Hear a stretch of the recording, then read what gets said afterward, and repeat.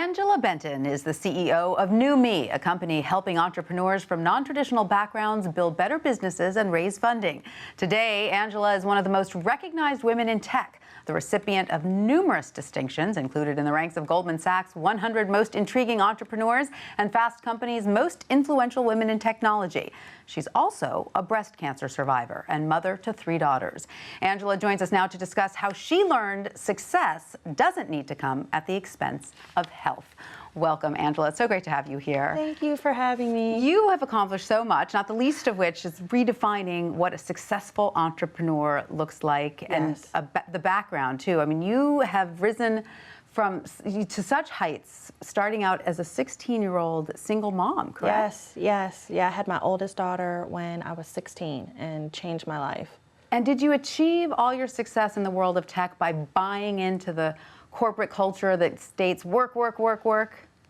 At the beginning? At the beginning, yes. Yeah. I'm not even going to lie. Yeah, At the beginning, yes. And I think it's really important for people to know now and understand that you can also have a successful life without killing yourself in the process. But I was go, go, go. I was, some days I wouldn't even eat. I would wake up, eat a banana, go to the office, come back at like 9, 10 p.m. and realize I haven't eaten anything today. And then your body started to push back a little bit, right? Yeah, your body, it will give you the signs. So I was extremely tired, I would say, for about a year to a year and a half. But again, pass me my coffee so I can keep going.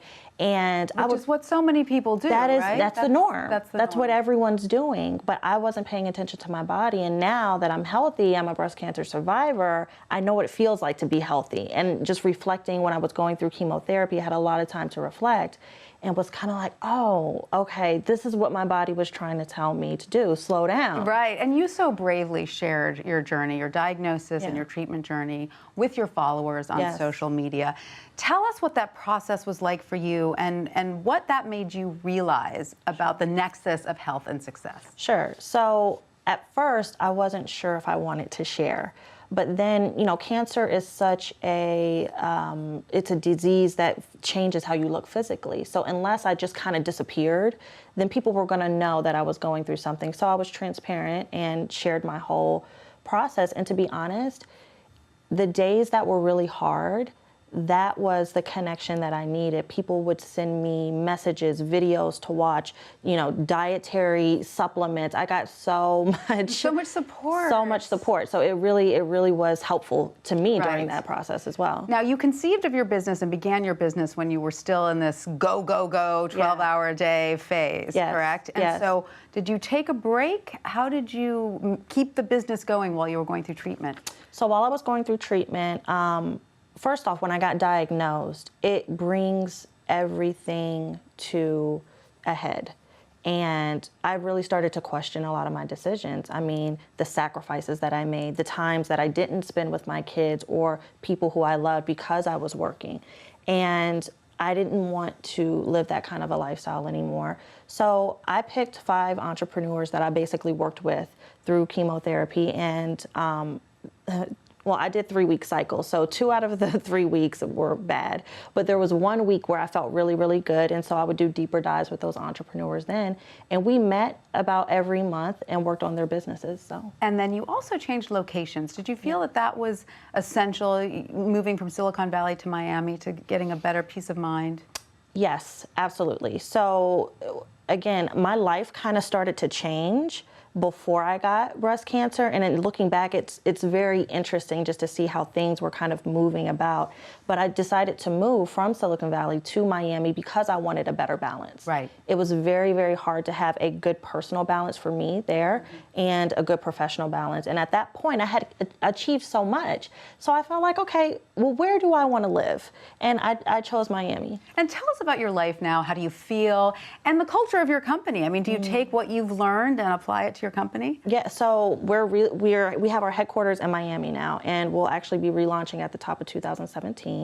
And so we'll have a whole new team and everything. So for me, this is really an opportunity to build from the ground up the kind of company that is successful, but also it supports the well-being of the people who work there and myself. So. And do you think the larger corporate culture in general still needs to make this change, this realization?